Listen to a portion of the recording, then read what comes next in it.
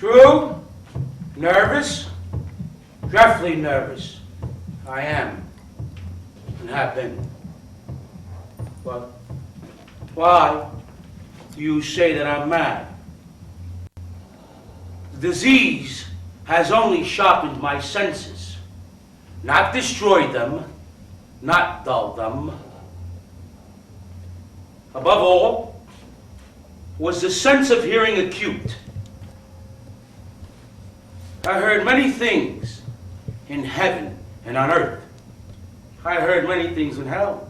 How then am I mad? Hearken and observe how steadily, how calmly I can begin to tell the whole story. It's impossible to say how the idea first entered my brain, but once conceived, it haunted me day and night. Passion there was none, object there was none. I loved the old man. He had never wronged me. He had never given me insult. And for his gold I had no desire. I think it was this. Yes, it was. His eye. His eye resembled that of a vulture. Pale blue with a thin film over it. Every time I looked upon it, my blood ran cold. So by degrees, very gradually, I made up my mind to take the life of the old man and thus rid myself of the eye forever. Now, this is my point. You fancy me mad. Madmen know nothing. But you should have seen me.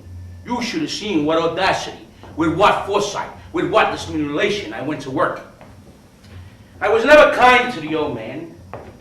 Then during the whole week before I killed him, every night about midnight, I turned the latch open to his door, oh, so gently. When I made an opening sufficient enough for my head, I put in a dark lantern, all close, so no light shone out. I then thrust in my head. You would have laughed to see how cunningly I thrust it in. I moved it slowly, very, very slowly, so that I might not disturb the old man while he slept. In the meantime, I managed to open a very tiny little crevice in the lantern. So tiny, for the hinges creaked. At length, a single dim ray, like the thread of a spider, shot out from the crevice and fell upon the vulture's eye. And this I did for 7 long nights, every night about midnight. But the eye was always closed, so it was impossible for me to do the work. For it was not the old man who vexed me, but his evil eye. And every morning I went bodily into his chamber and spoke courageously to him with a hearty tone and inquired how he had passed the night. So you see, he would have been a very profound old man indeed to suspect that every night, just about midnight, I looked upon him while he slept.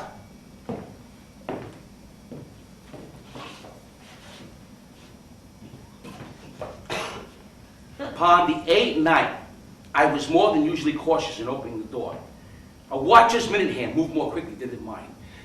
Never before have I felt the extent of my own powers, of my own sagacity to think that there I was, night after night, opening and closing the door, and he not even dreaming what was in my secret heart. I fairly chuckled. And perhaps he heard, for he moved from the bed as startled. Now you may think I drew back, but no. His room was black as pitch with thick darkness, and his shutters were closed fastened for fear of robbers. So I knew he could not see the opening of the door.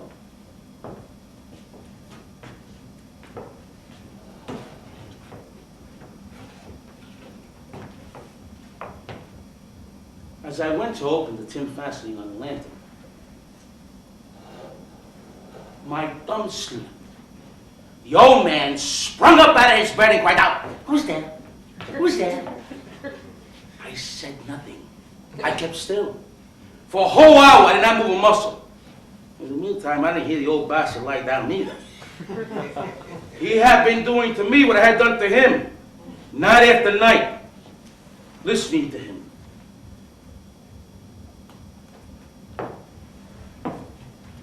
Presently, I heard a slight groan. It was the groan of mortal terror. It was not a groan of pain or of death, no. It was a low stifled sound that arises from the bottom of the soul when it's overcharged with "Arr!" I knew the sound well. Many a night just at midnight at Boston from my own belly. The old man had been trying to comfort himself with his supposition. He had been trying to say, it's nothing but the wind in the chimney. It's only a mouse that crossed the floor. It's merely a cricket that made a single chirp. Yes, he had been trying to comfort himself with his suppositions that he found in vain. All in vain, because death is approaching him as he stalked with his black shadow before him and enveloped the victim. Yes.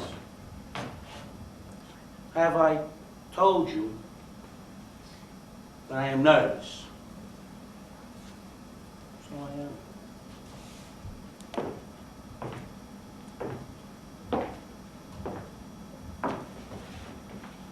Presently I heard a slight noise, much such a sound as a watch face when enveloping cotton. I knew the sound well. It was the beating of the old man's heart. It increased my fury, the way a drum stimulates the soldiers into courage. I knew the sound well. I knew it. Louder, louder, and louder. The old man's terror must have been extreme. The heart must burst! And now, a new anxiety had seized me. The noise would be heard through the wall by a neighbor. With a loud yell, I threw open the lantern and leaped into his room. Ah! He shrieked once only. I ran him off the bed. Come here. What's a heavy bed? Oh, man.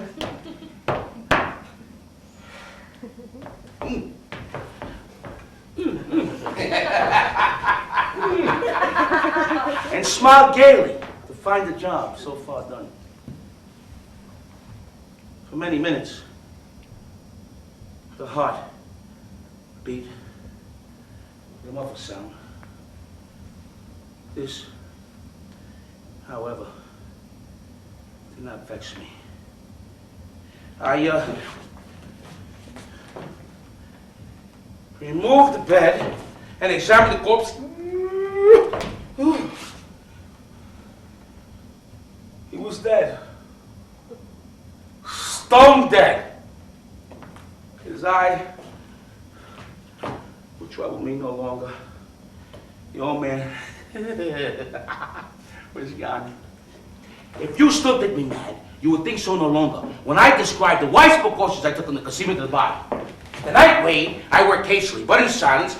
First of all, I dismembered the corpse. I cut off his head.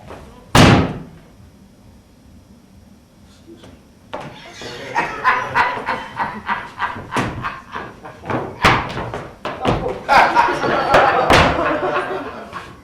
Then the arms, then the legs.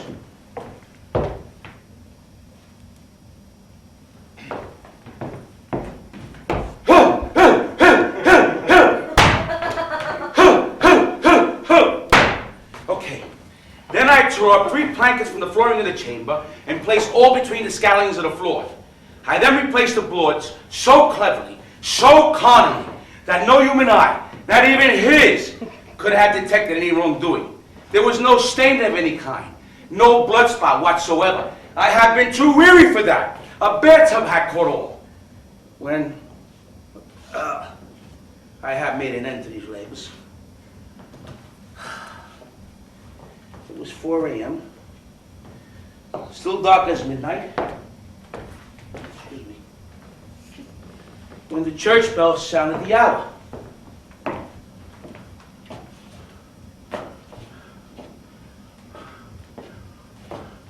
I came knocking at the street door.